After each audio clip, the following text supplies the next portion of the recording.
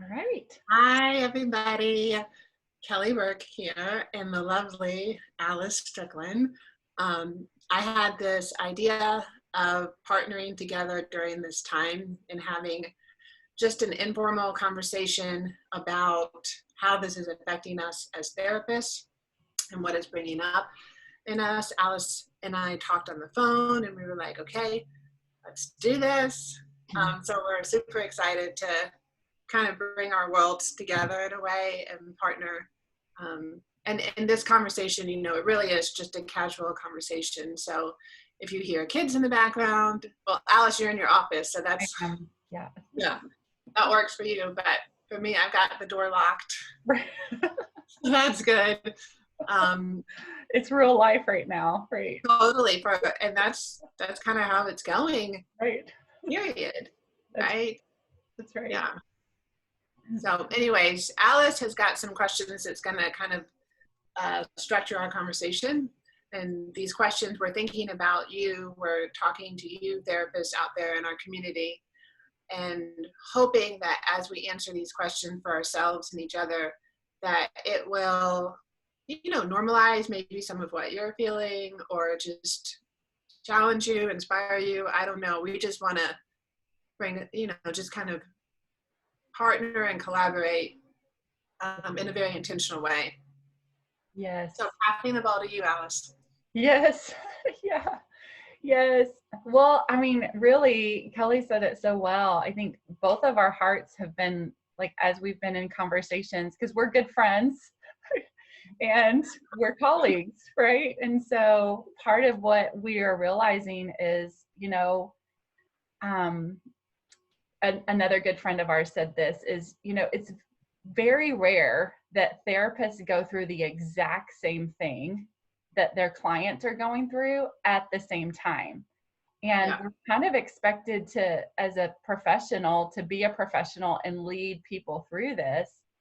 And we're trying to figure it out for ourselves, right, as we go. And so you and I have talked about the complications of that and how there's challenges with it. There's beautiful things that are coming out of it, but it's not without its challenges. Like, it's really stretching us personally, like not only in our personal lives, but in our professional lives. So as we're talking today, like part of what Kelly and I were just thinking was like, oh gosh, like I bet other people are experiencing the same thing. Like, can we just have this conversation and record it and then see if people are feeling the same things that we're feeling, and maybe just normalize it so that we're creating collaboration and connection with our community within our mental health field, and then we hope to eventually maybe bring some other just really more research-based stuff to you guys in the future. So that's the plan. Yes, that's the plan. So it's going to be a little informal today, guys, as Kelly and I just kind of navigate through. We have a couple of questions that we just wanted to ask each other just to be talking points. So I'm going to start off and ask you, Kelly, like in the midst of all of this, I mean, when I think about it, it's really kind of crescendoed over the last month. But what's really hard for you right now in all of this? So the first thing that comes to my mind, what's hard for me, is striking a balance that feels good inside of me. My family, my husband and I, we always work really hard to have a good balance, professional, personal, family, social, like all of that. And it's like this thing happened and it just dropped a bomb on our beautiful rhythm. And now we're all scrambling. And, what's emerging from that is not all bad. It's good, but there's still pockets that feel really, really hard, and I cannot find my groove. I honestly can't. It's like we kind of do have a groove, but it feels like it's duct taped together. Right. That makes sense. Like what I'm kind of grieving what we had before this, and even saying that out loud, I don't even want. It feels almost insensitive to say that that's what's hard, because people are in the hospital and can't visit, you know, loved ones in the hospital and stuff like that. And that is a reality. And, Right. but I think that's part of kind of finding that balance, is tuning into the reality of the world, Yeah. not letting that overwhelm you. Being in your own little bubble in your home, where you have to figure out, okay, is our business okay? You know, for us, a lot of us are self-employed because we're in private practice, or even if you're an independent contractor in an agency, it's still kind of like you're self-employed. Yeah. Are we going to make it financially? You know, you're kind of looking at the numbers and Yeah. all of that. And then a lot of us are homeschooling. Didn't sign up for that. Right. How are we going to do that? How are we both going to work and homeschool? Yes. So yeah, it's just striking that balance where I feel like congruent within myself. I honestly have not gotten there yet. And I don't necessarily think that that it'll happen. Yes. I don't know if we're supposed to have some like Zen thing. Right. Like that's unrealistic probably, right? Yeah. Yes. Yes. So can I bounce that back to you? Yeah. How would you describe what's been hard for you? Yes. Yeah. So much of what you say resonates with me too. And it's interesting, like as you were talking, I was thinking, gosh, if you'd have asked me that question a couple weeks ago, I think the answer would have been different. Like every week and sometimes every day is different. Like what's hard for you right now? Oh my, well, today it's hard for me to, you know, get out of my chair and go do what I need to do. Right. And other days it's hard for me to just attune well. So, Yeah.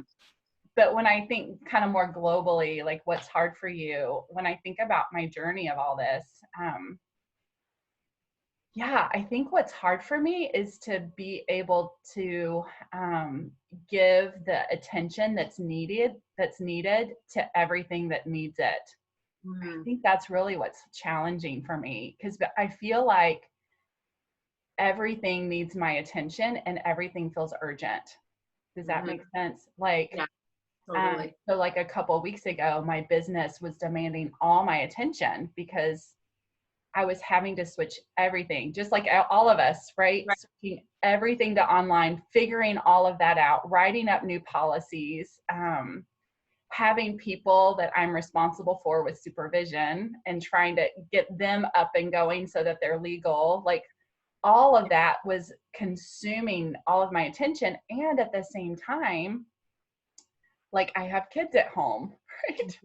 That are little and they are really needing my attention, really, because this is hard for them. They're trying to make sense of all of that. And then, you know, right before the pandemic hit, my community was hit with tornadoes and it felt like there was a lot of friends that really needed attention. And so I think what's been hard for me, and then myself, like I've needed attention because I'm exhausted. So when I think about like what's hard for me right now, I think, to be real honest about it, I think it's deciding who gets my attention and Mm. and feeling like I need and knowing that all of it's important, right? Yeah. All of Yeah. it's important. Alice, that's really good. I feel like that's kind of a life lesson. That's something that I've realized. The stuff that's coming up for us, it's not new, Right. right? But it's just magnified. Magnified, right. Uh, um, Yes. so can I share a tiny little short story? Last night, I was triggered by something, and it was exactly what you're saying. Like the kids, it was bedtime. Yeah. You know what that's like. Nap bed, all of that. It's like all Yeah. hands on deck. And then, you know, I was really trying to sort of finish something with work. And Jeff and I had not really been, like, we've been passing ships. Right. And I kind of felt like, I should probably make eye contact or something. Not that bad, but Yes. I just felt so overwhelmed this thing that triggered me, kind of sent me over the edge.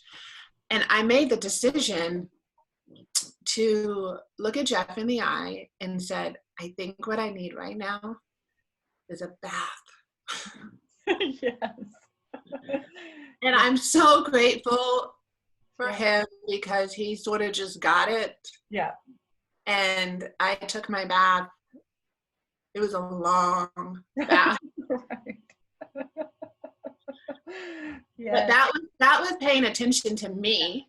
Right. That was a choice in that moment. Yes. And that's not the choice every moment, right? Like it's just such a, so I love what you're saying, what to pay attention to.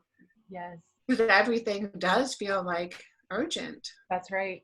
Yes. And it's like, well, if I give all of my attention to this, right, and then like the next thing needs my attention, and so and so that it comes back to what you're talking about, with finding the new balance of all that. Right. It's everything really is heightened, and everybody's heightened, and then I'm heightened, right? And so I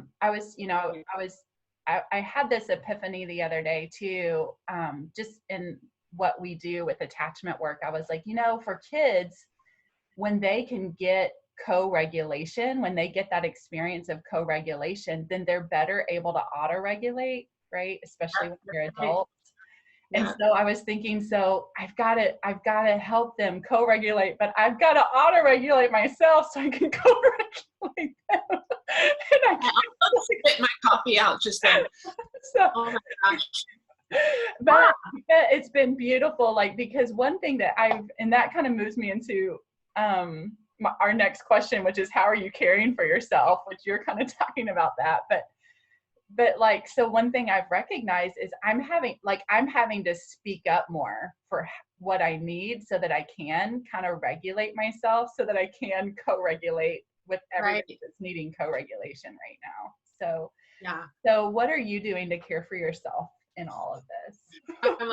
I'm like, this question is very convicting. Yeah. I'm like, what am I doing? Maybe I should tell you what I'm not doing. I'm just kidding. Yeah. I mean, but seriously though, I will say it's harder. Yeah. It's harder. I know as therapists, we're all very aware that we need to care for ourselves, that maybe in this field more than any field, it is so, so important that we are connected, grounded, congruent. Yes. Mm-hmm. Too bad grounded isn't a C. That would be really good. Right. 3 C's, but so it's not like we don't know that it's important, but I think that it's just a little bit harder to take care of ourselves during this season. Yes. And so I've kind of lowered the bar there for myself and given myself lots of permission. Something that I've really been so grateful for is my kids are doing well. Yeah. Don't know why. I mean, it's not perfect. Like they're, they get bored or they fight, and the bigger ones are coming downstairs at night because they can't sleep, anxiety, stuff like that. But in the big picture, they're doing really well. They're adapting. You're like, what? They're adapting. Yes, they are. It's like, how are you doing this? I can learn from you.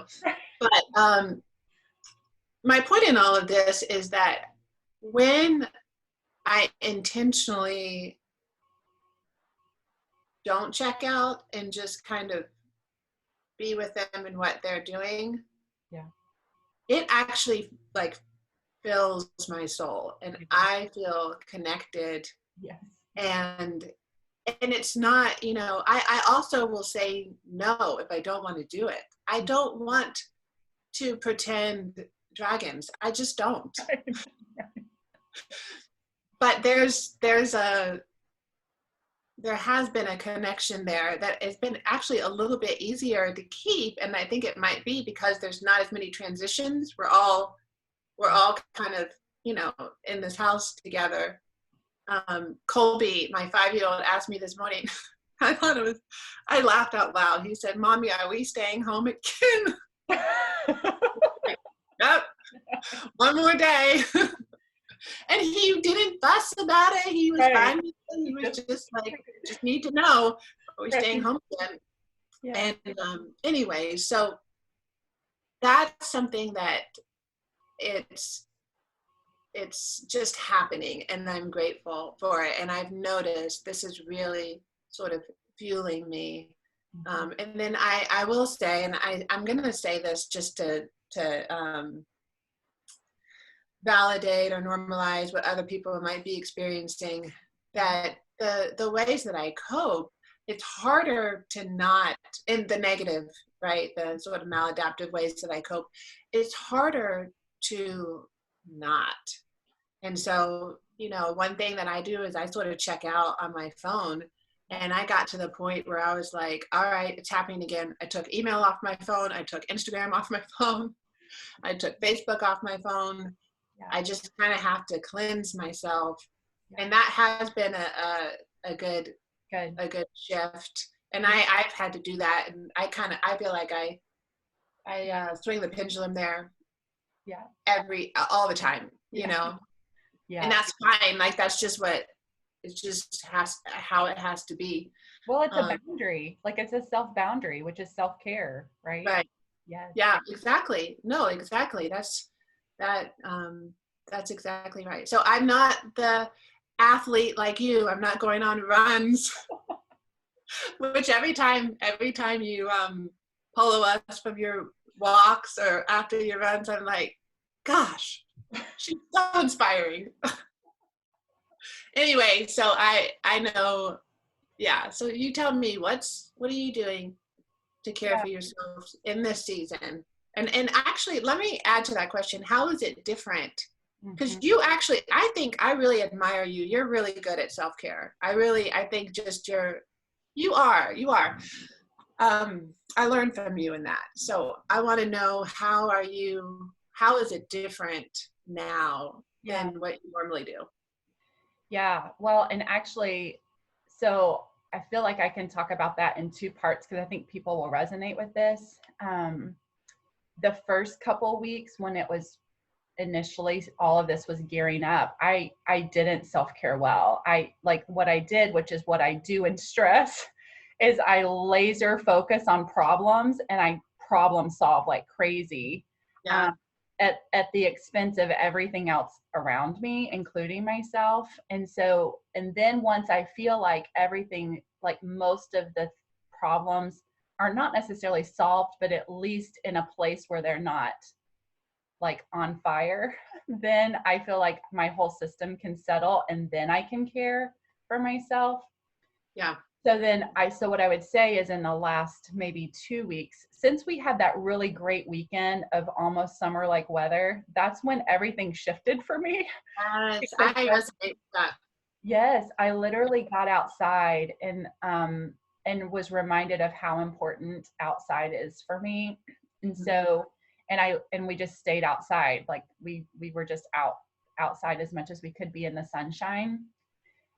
But what I'm really recognizing in all of this, as I'm switching to I'm on the computer at this desk all the time. Like, I'm not getting up and moving to my therapist chair and going to my waiting room. Like, I'm sitting in the same spot for hours. And what I'm realizing that I need, and the way that I'm really caring for myself right now, is movement.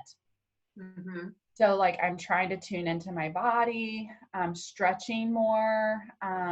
Like, even before I left this morning, I told my husband, I crossed my arms and I said, "You've got to pop my back. Like, I can't go into work where I'm already hurting." And so like, he stretched me up and my back popped, and I was like, okay, I can breathe and we can go, So I think when I think about what does self-care look like for me right now, really what it looks like is I'm really tuning into myself a lot. I'm checking in. How are you doing?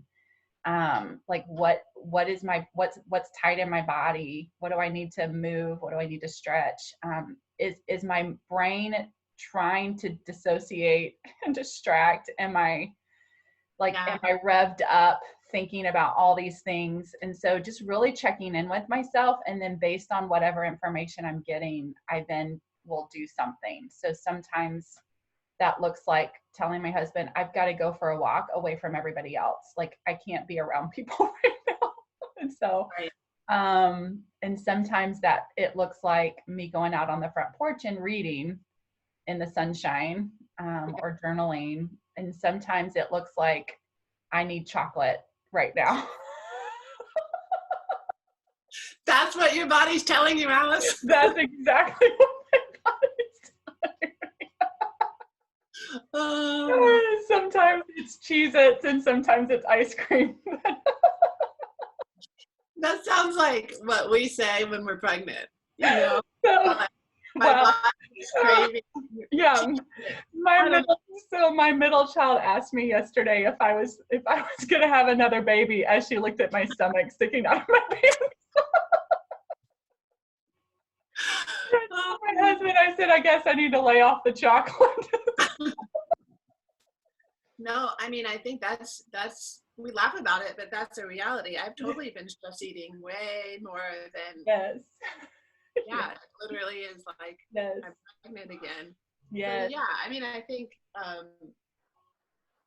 that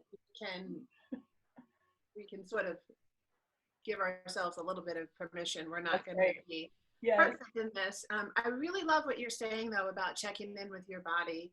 I think that the work that you do, because you do that with your clients probably every session, I think that probably gives you a bit of a leg up on noticing it for yourself.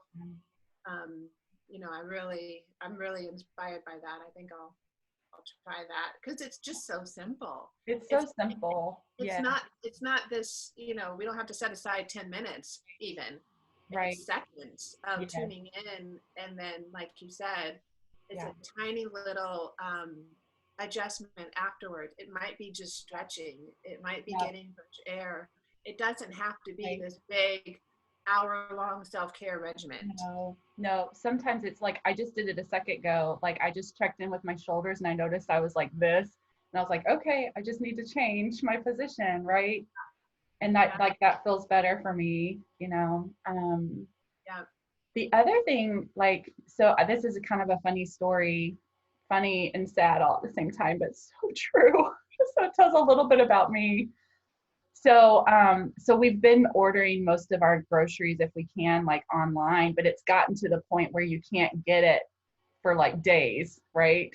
And so I had let it get a little bit too far, and we actually really needed some stuff before I got on and started looking. And so for 2 days, I kept trying to get an appointment, and it was still like a week out. And I was like, well, we can't go this long. So this past Sunday, I came up with this strategy with my husband. I said, okay, I'm going to go to this small little local grocery store as soon as they open. It's Sunday morning. Surely it won't be a lot of people. I can get in, get what we need, and get out and feel good. Right.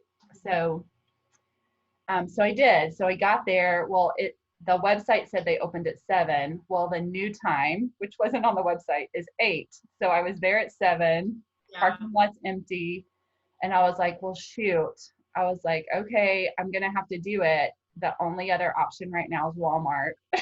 So I had my gloves and I went to Walmart. It was a lot more crowded than I thought it would be at 7 in the morning. By the time I left Walmart, I could tell, like, this is so irrational, but I knew while I was in Walmart, I was holding my breath.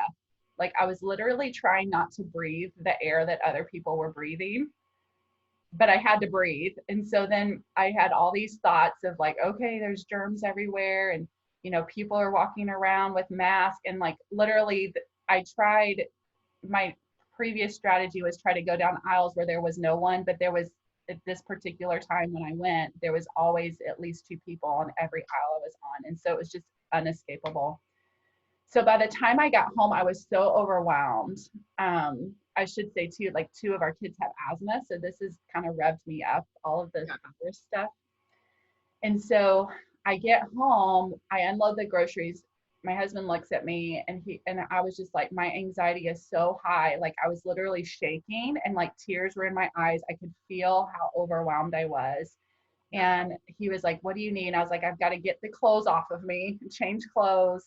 And then I said, I think I just need to go walk it out. Like, I've got to get the energy out of my body. Otherwise, I can't be present for any of you right now. And so, Yeah. so I did. Like, we got the groceries put away. I changed my clothes and I went outside and I put on a meditation by Tara Brach. And I couldn't even really listen to it at the beginning because I was so revved up. I was so like, my brain just could think about nothing but germs. And I could feel it in my body. My chest was tight, my mind was swirling, and I just went and I do this. And I do EMDR, and this is a way that I kind of do that for myself sometimes when I feel really disturbed about something. But I focused on where I was feeling all that tension in my body and the disturbance I was feeling, and I just literally walked as hard as I could and as fast as I could until I could finally start feeling my body relax a little bit. And then I started to tune into the meditation and then start really intentionally relaxing me. And then by the time I got to the end of the walk, I was laughing at myself as I reflected back. Yeah. And I was able to recognize, oh, like that was what was happening, but I was out of it, and I like when I reflect back on it now, like that's how I care for myself. Like I tune in, I'm speaking up about what I need, and I'm recognizing how I've got to release that energy out of my body and finding ways to do that. And then I've actually invited several clients who have texted and said, I'm really stressed. I've tried everything and nothing's working. And I've just said, go for a walk, focus on where you feel it, focus on how bad it feels, and walk as hard and fast as you can. And everybody then usually responds back a while later and says, it feels better. Thank you. Yes, I love that. Okay. I just have to say, as you're talking, I'm like shifting into therapy mode. And there was a part of me that wanted to lean in when you were talking and match you, because that energy, when you're walking really fast, and I even heard it in your throat when you were talking about coming home. I could hear the emotion in your throat, and I wanted to lean in and match you. And I just think, Alice, what a gift you are giving to your clients, to your family, to yourself. I mean, really, like I'm moved right now. Like that story just that's like the perfect picture of what we're all going through. It's this, I mean, I've heard lots of stories like that, but it's just this, like, we are so terrified. We're terrified for lots of different reasons. And we have to give space for that. Yes. We have to be gentle there. We have to be in tune with it. Right? So, it's appropriate. Like it's appropriate fear. Yes, it's yeah, it totally is. It's actually I mean, of course, it's totally legitimate, appropriate.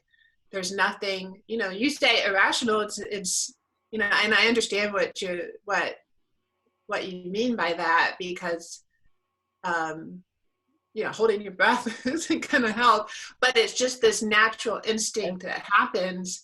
Right. And so it is appropriate, but I just see you using all these resources. Number one, connection. You trusted the connection that you have with Jonathan. Yeah. You trusted the connection you have within yourself. I can speak up here and I can ask for what I need. And then number two, your body. Right. Your body, the body keeps the score, right? And so we can I love that. Walking as fast as you can, that matches the energy, and then there's release. Right. And then the laughter. I mean, that is like, with EFT, we talk about the experiencing scale, and I have to share this with you. You will love it. But that, if we, like, a level 3 is reactive, and that's what's interesting. It's really close to level 4, which is where change happens. Mm-hmm. So you think reactive, you want to go away. Actually, you want to go in. So you're so close. Right. Level 4, where you start to associate within yourself. Yeah. And then it just gets more sort of buoyant and like there's revision. So 5, but laughter, you got all the way to 5. Yes. Yes. That's so great. Yes.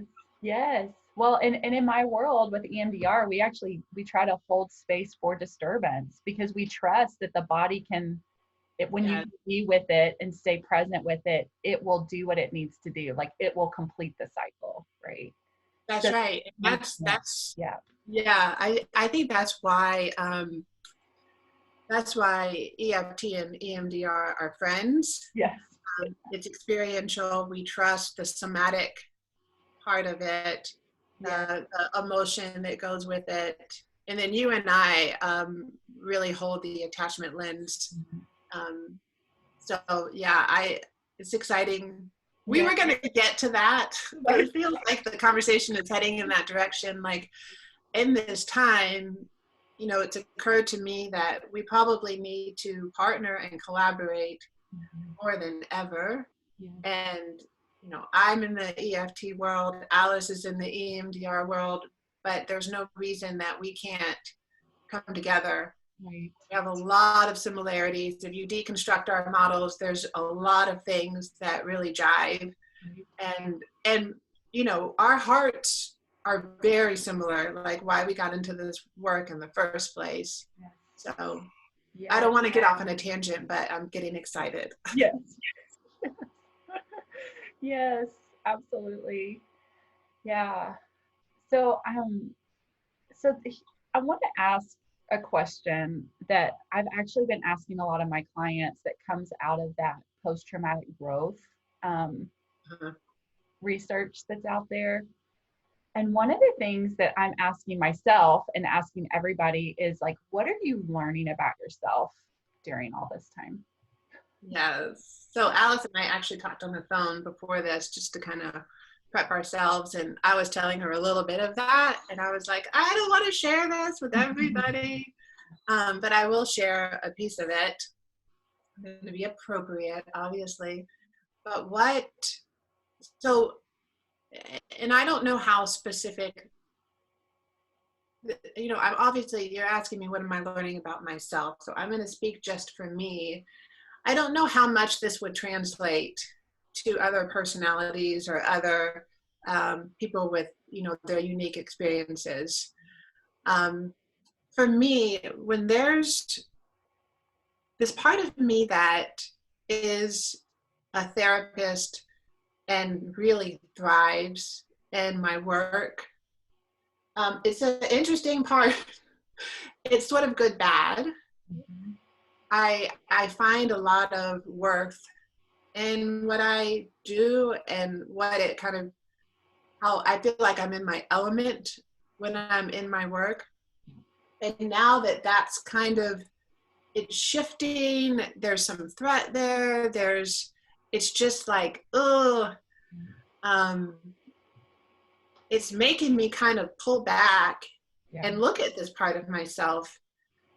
And I'm challenging myself. I think some of the things that I'm sort of conversations I'm having with myself and with my husband are, I don't want to do what I do. I don't want to just completely check out or run away, right? Like, Yeah. forget it. I don't want to do that because I think that this isn't all bad. It's kind of like, Yes. if you listen to the motivators, there's really good intention there. And so I want to press in, but I think what might emerge out of this is creativity, doing, maybe looking at our field, my business Mhm.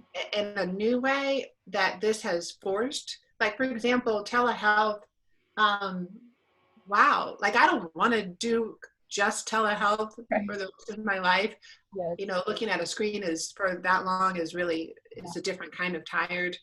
And I do kind of miss being in the room with my clients. Yeah. However, it does work. It is effective, and I'm comfortable with the technology now.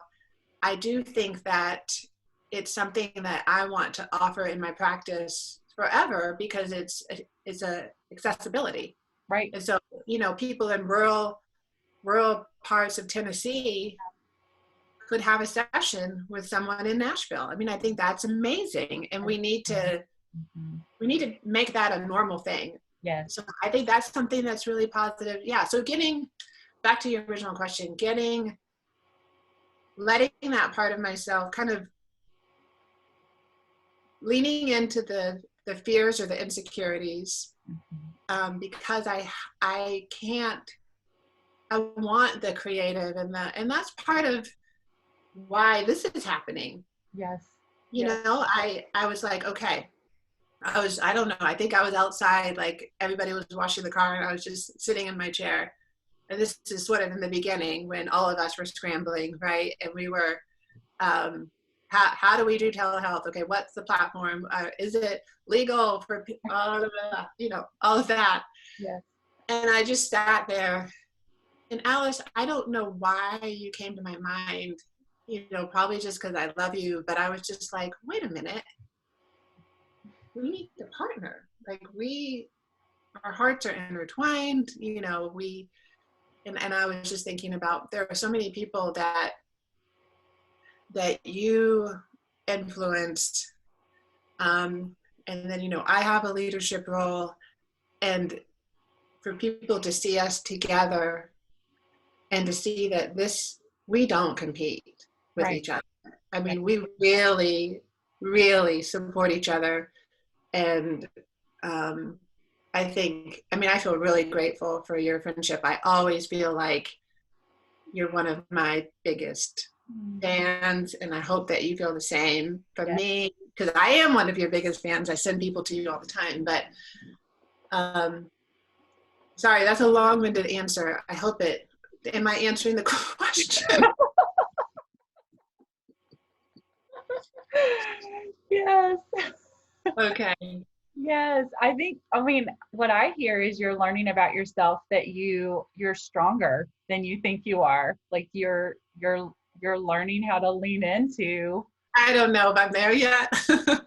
Oh, I see I'm it. getting there. I trust it. That's the thing. I trust it. I know that is in there. Does that make sense? Like, I don't know if I've gone the full, like, through the tunnel all the way. Yes. But I trust it. It's really, I do trust it. It's just the challenge is leaning into the sort of the darker parts to get to that creative part. Yes. Yeah, that's what I think I hear, like, that you're learning about yourself during this time, is that, like, you're learning that all the things that you've done over the years to develop yourself to be a better you, like, that they're actually working, like that you can do it and you're trusting it. You're more aware, you're checking in, like you're tuning more into the dark things and the questions and the curiosity. And it's not fun, Alice. No, it's not. But I think it's just kind of one more chapter in the same book. It's a really unique chapter, right? Like, this is, how would we ever have anticipated, expected, like, how in the world could anybody have seen this coming? I mean, it's unbelievable. Yeah. So how about you? What are you learning about yourself? Yeah, I'm actually learning that I'm more optimistic than I ever thought I was. You see yourself as like 6 on the Enneagram, right? So as kind of I'm a realist. I'm practical. Some people would call that pessimistic, but I feel like no, I'm just speaking real stuff. Like, this is real. Yeah, right. But I think what I'm actually learning about myself is that I do tend to the more, like, maybe it's not necessarily optimistic, but I think it follows my model of therapy that I work from, of just really holding adaptability. Like, I believe in adaptability. And so what I'm learning about myself that's kind of cool is that I trust, like what you were saying, like, I'm learning that I actually trust that on the other side of this, I think we're all going to be better. I think our profession's going to be better. I do I too. do. Like, I feel like we're actually, and I'm kind of excited about this. Like we're going to know how to do both. We can do in office face-to-face sessions, and we're learning how to do teletherapy. Like we can offer both to people, and that greater access is such a big thing. You know, I had an intake a couple weeks ago with someone in a rural part of East Tennessee that would normally I would never see them. Like they Right. wouldn't have access to me. And so that was kind of cool, right? And so it's forcing me, it's uncomfortable, but I'm kind of, we're being forced to learn things that we wouldn't normally do in our comfort zone, right? Yeah. Right. I'm also learning about myself of how important simplicity is to me. I'm really recognizing how, and you actually said this on one of our polo talks about how I've actually loved the fact that the only focus for a while there was just work and home, and that's it. We weren't running off to soccer games, we weren't running off to church events, we weren't running off to try to fit in all these different things that were lovely and nice and we enjoyed, but it was always it was becoming one more thing. That it's actually been nice. Like I can actually, so, you know, going back to one of the first things I talked about where it's hard with that dual attention of feeling like I have to give my attention to everything. The fact that everything's stripped away and my only focus is my business and my family, it simplifies it enough that it's manageable for me right now. Mm-hmm. And I almost don't want to go back. No, I actually have fear about what it's going to look like going back. Yes. Um, and and I know we'll navigate that too. Good. And I really, really hope that the whole world carries or holds on to some of the good, Yes. and that we don't just revert back to this rat race. You Right. know, it's and you know, yes, we still need birthday parties, Yes. but man, it's been nice. Right. Yes. So I think I'm learning that about myself. I think I've always known that I do better when things are more simplified and then there's not as many distractions in my life. But really, I think what I'm learning is how important that really is. And so the importance of being intentional about that is going to be important for me, like coming out of this. Um, Right. but yeah, I keep coming back to that. I think everything's going to be better. You know, I even read an article that was just really fascinating about how, because we're not consuming as much, we're not on the roads as much, exhaust isn't happening, like that animals are coming out and repopulating, the earth is kind of having a chance to repopulate. Like this actually, like on the flip side of this, it is hard and there is death happening and life is happening. Like both are happening at the same time during all of this. So Um, Someone read the same article, and I didn't read the article, so I'm not, you know, if I am misquoting, forgive me, but I think it was probably the same article that said that you know, when you listen to when they watch the movement of the earth, mhm.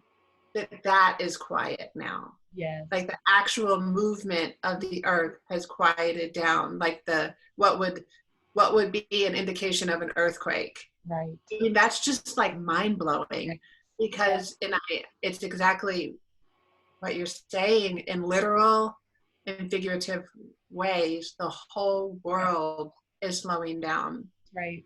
Yeah, and which is regenerative, right? Yeah. Yes. So yeah, so I don't want to discount that there's awful hard things. Like I had a text from a friend 2 days ago that their father passed away and they were in a nursing home and struggling and they couldn't go visit them. So there's hard things like that. There's hard stories like that happening that feel really sad and devastating for people Yeah. all over the world. So there is death, there is loss. And I think it's what I'm learning is, and this is a journey I've been on for several years, is how to hold the truth of two things, right? Yeah. And that one doesn't discount the other. Like, yes, loss is happening, death is happening, we are grieving. Like we're grieving our friends, we're grieving our family. Like I've wanted to just go hug my mom and dad for 2 weeks now, and I just can't, you know. So like, so just, you know, there is grief happening, there is loss happening for everybody, and some it's on a greater, more prominent scale than others. Yeah. I love And what you're saying about holding them both yes, at the same time, yeah, which I think is, it's almost like there's got to be an act of discipline there, you yeah, know, because I don't think we naturally do that. you don't. And It's a skill you have to learn. Yeah, yeah, and it's, um, they always go together, yes, right? They yes, always go together. And we have a very sort of tangible thing yeah, to represent that truth. yeah, The grief and loss and gratitude and joy, you know, two sides of the same coin. And to really feel the fullness of one yeah, is to feel the fullness of the other. And so, yeah, yeah, it's a beautiful, rich thing, but I do think it's difficult. yes, yeah. And you know, and I'm not, you know, I feel kind of privileged in saying some of that too, right? Like I'm in a situation where I can be, that's more obvious. And that there's a lot of our clients who that's Yeah, not the case. And like being home and isolated is actually terrifying and really hard and yeah, scary. And so, but one of the things that, you know, and this is something I'm learning too, and I really am speaking, and I speak about this a lot with clients I work with, is hard things always bring invitations as well. And mhm, so being curious of what's the invitation here, right, um, that there is an invitation to do different this time, right? There's an invitation to see it different or respond different or be with it in a different way than you've been with hard things ever before, and right, do some of the same. Like both are okay, right? Yeah. right. No, the way that I talk about that is the third option. Yes. You know, there's always the two that you do this or you do this, but Yes. there is a third option. A lot of times for people, it's comfort. Right. That's not a kind of not on their radar. Right. Um, but I really appreciate, Alice, I really appreciate you being sensitive to people who might be listening and how we are in a privilege. Mhm. Both of us are very, very privileged. Mhm. And, you know, we can talk about loss, but we can't really talk about it in the way that people are experiencing it at this moment. And so I think that's really good to just to kind of put out there that it's not, you know, we know that we're privileged. And if anything that we shared this whole hour, you know, laughing about eating Cheez-Its or me taking a bath feels insensitive, just know that um, we recognize that there could be a disconnect because you're not in front of us. I mean, that's part of, you know, but we imagine you and we hold you in our hearts. Yes. Yeah. Yeah. Right. Yeah. So I feel like I'd be remiss if we didn't kind of talk about the last question, because I Okay. know it's so important to you. Are we, are we okay? Well, I think we kind of hit on it, but are we okay on time? How are we doing? We're doing good. Okay. And we need to also talk about what's ahead for Yes. us, Yes. our partnership. We should call it something. We should come up with a name. We'll do that later. So, so the last question is, what Kelly are you excited about? Well, I really do think we already hit on it. And to be honest, this what we're doing right now is a bright spot in my week. To connect with you, Alice, to feel a part of something bigger than myself in my little house in my little business. That is so exciting. And if that is something that comes out of this, Mhm. I want to be a part of that. I want to keep that going. I want to bring our mental health community in Tennessee and maybe beyond together. Like that's the lesson that I really want all of us to learn. You know, Alice and I were talking about this before we got started recording, is this is a good time to remember, why did you get into this field in the first place? Like, take yourself back to the first day of grad school, right? What was motivating you? What was exciting to you? You know, take yourself back to internship. Take yourself back to, maybe some of you are watching our baby therapists, like tap into that excitement and enthusiasm and the green part of you that just wants to help people. I really believe at the core of it, people who get into this field, most of them genuinely want to make a difference in the world in a very personal, intimate way. And, you know, we can kind of lose that when we start to worry about money or like maybe if there's something that's competitive that happens or anything like that. And I don't know, I just hope that seeing our faces next to each other, coming together, inspires you that there's so many opportunities for collaboration and partnership. And, you know, join us, come along. Right. Yes. Yes. Like I don't know, Kelly and I both have a heart for, I think, just people like in general, and just wanting people to have connection. And so, yeah, like that's like, I think what I'm excited about right now is really that, like, like all the different ways right now that I'm trying to be creative in offering what I know. It's like it feels like you know how artists talk about when they like write a song or paint a picture, it's like they pour themselves into it and then they're offering it to the world. Uh-huh. I feel like that with a lot of like the trainings that I'm doing, or even consultations, or like even little mini talks that I'm doing with people. It's like, I don't know, like I feel like we were created for a time like this, I right? love that. Yeah. Like when we can embrace everything that we're experiencing in the middle of it and be okay with it, and then shine in the middle of it too. Like I can feel hard, like I can feel scared, I can feel anxious, I can feel all of the things that I'm going to feel, and I can also like be creative and inspired and do something in the middle of it. Like that feels really exciting to me.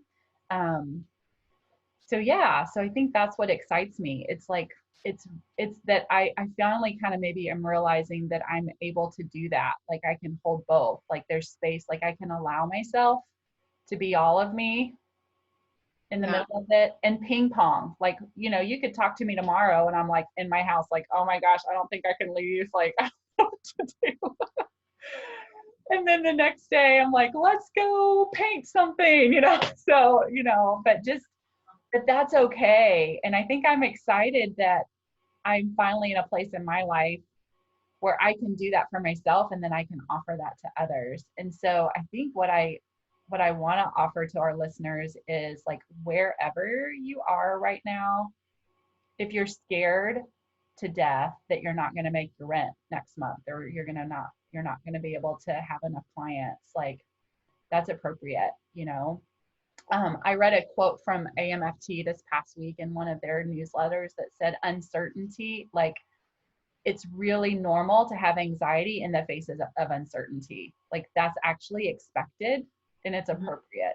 So Right.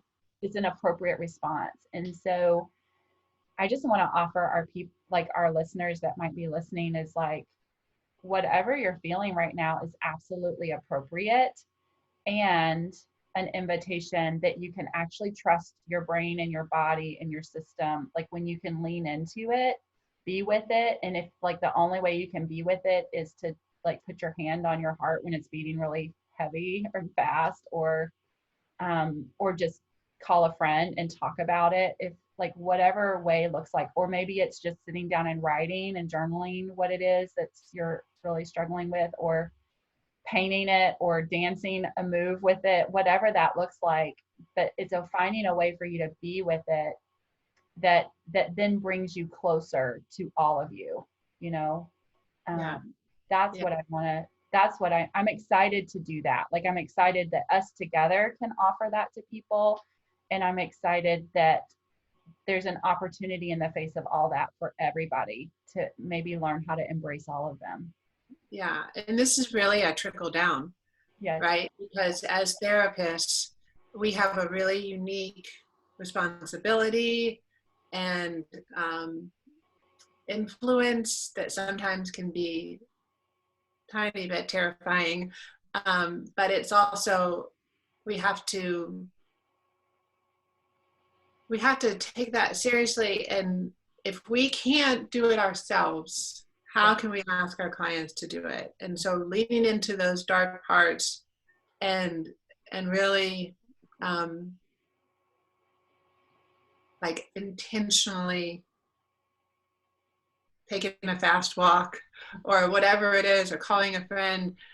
Something that, as you were talking, Alice, it struck me that just last night I was not in a good place. I did not feel my best self, right? And I processed through some of it, and this shifts things inside of me. And so hearing your voice, seeing your face, kind of talking about what we're passionate about, right? Like that connection, that's what I'm talking about. We have to come together. We have to come together. We have to reach out to each other, professionally, personally, in all the ways. So Yes. super exciting. Yes. Yes. So, you know, talk to your other colleagues, right? That are struggling, FaceTime on meeting, whatever that looks like, and just talk about what's hard right now. I mean, I can guarantee you we're all going through it. Like, we're all having the same thoughts, the same fears, the same emotions about all of it. And connection creates that opportunity for co-regulation, right? Yeah. I think it's important to say, you know, all the feelings that we feel and even the fear, like, one thing that I'm learning and that I offer to other people is, it's like we're not trying to make that go away. It's normal and natural. And that's right. when we lean into it, it's not about making it go away. It's learning how to allow it, and then trusting that it can then complete its cycle and do what it needs to do, right? Yeah. So whatever that looks like. So the intention isn't to make it go away. The intention is to be curious and learn more about it. Yeah. Yeah. And I think that's the difficult part about it, is because you actually have to go through it to sort of get the payoff. That's right. Emily Nagoski, she wrote Come As You Are. She's a sex educator. She's one of my favorites, but she talks about emotions as tunnels. And, you know, you can't like hop over a tunnel. You have to go all the way through. And sometimes you're in the middle of it and it's dark. And there's a huge temptation to turn around and go back, right? And not actually let the emotion complete the cycle. Like you say, it's not just emotion, it's body, all of that is, you know, thought, everything, it all goes together. But that is a risk. That's a vulnerable sort of leap. Yeah. And for most people, like, those emotions, not most people, but a lot of people, they experienced being alone in those emotions, like really dark places, when they were younger. And so it's set up in your system that when you go towards it, there's a huge fear because you don't know how to manage it. Like, you were alone in it when you didn't have the tools to manage it, right? And I think that's true for a lot of us therapists, because we're just human, and a lot of us have grown up in eras of, like, where, you know, parents just didn't know how to do that. It wasn't fun for them. Right. And so, and like, even as I'm a parent now and know better, doesn't mean I always do better either. Like, I'm human and am not always accessible, right? And Yeah. so I think that it's important for us to, where am I going with this? But I think it's important for us to recognize. I think what's important to say about that is that you, like, especially adults, like as adults, like you actually have more resources than you know to be Yeah. able to be with those dark emotions so that you can go through the tunnel and just recognize that the fear that feels coupled with that feels connected to that when you're in the middle of the tunnel is actually old. It's like that old response because that's what it used to feel like when you were alone with it, Yeah. right? I So think, yeah, no, I think something that is hard as we're articulating these things is we really want to talk about the concept right, and the reality, right, right? right, That there's promise and hope yeah, in the concept, right, and there's the reality where we can really validate. yeah, This is not about doing this perfectly. right, This is about the journey and the just you have very good reason yes. for not going through the tunnel all the way, but there is a tunnel and it's there for you and it's a good tunnel. Yes. Yeah. Yes. Yes. And you'll learn how to do it. You know, the first couple times are so hard and excruciating, and then it gets easier as you do Yeah, it and learn it it. does. And it's done in connection. Yeah. And that's like what Alice was saying, that the fear, the unknown is because you literally were alone Yeah. back then, Yes. right? Yes. And so, it's the co-regulation didn't happen, which means the self-regulation doesn't happen. But yeah, it's done in connection. So if anything else, just trust that. Pick Yeah. up the phone. The rest will happen. That's Right? right. Yes. Yeah. It's so funny. I'm sitting here chuckling because I'm like, we're doing what we do. We're just moving into training it, right? So It's like, okay, yes, okay. This is truly just meant to be like a casual conversation about person of the therapist and da da da. And we did that. yeah. But yeah, we really want to offer something that is clinical. And Yeah. we want to bring our brains together and our experiences together and talk to you collectively. And so just watch for that. We're going to let you know when that's coming. Super exciting. Do you want to say more about that, Alice? Um, yeah.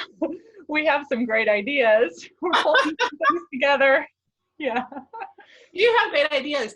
We do have great ideas. I think we're both a bit hesitant to like give specifics right now because we want it to be just like as good as it can be presented. So we're still working on the specifics, but it is coming and you can look forward to that. Yeah, we've got some really fun specific topics that we hope to talk about on here. Like we're going to talk about trauma and how it impacts the brain. We're going to talk about how it impacts relationships. We're going to talk about the importance of connection and co-regulation and how that actually helps your overall system.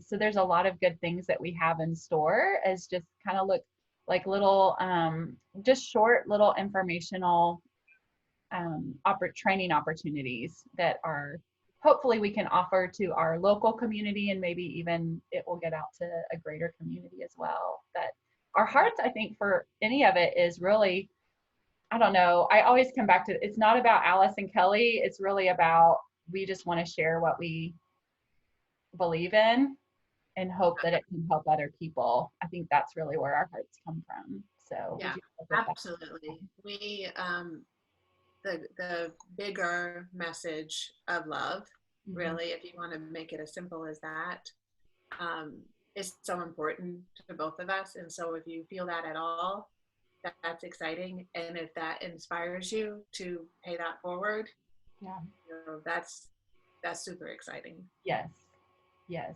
absolutely. Well, Okay. this has been lovely. Yeah, I want to keep going, but people, there's a limit. Yes, yes, yes, All right. Thank you for doing this with me, Alice. yes. Thank you so much. And to all of you out there, hang in there, take care of yourself, check in with yourself, Yeah. reach out when you need it, get the support you need. Yeah. And look for more to come from us.